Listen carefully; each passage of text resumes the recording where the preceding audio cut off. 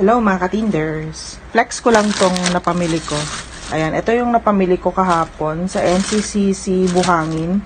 Shoutout sa aking BFF, si Michelle. At ito naman yung kanina, uling.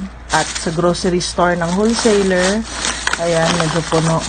At ngayon na araw, nag-inquire ako sa wholesaler, nag-increase na si Winston. Ito naman yung mga gamit namin sa bahay.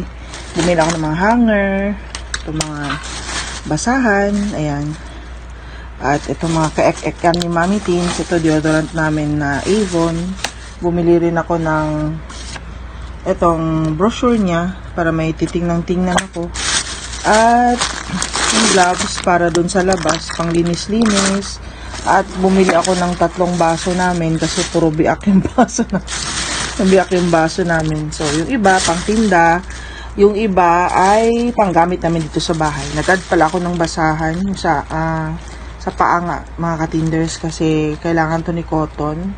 Dito siya tumatambay at relax siya dito. So, ginagawa niyang unan ito siya. So, kaya bumili ako ng 3 kasi mas nakaka-save ka kapag 3 ang binili mo. Ayan. So, dito pa.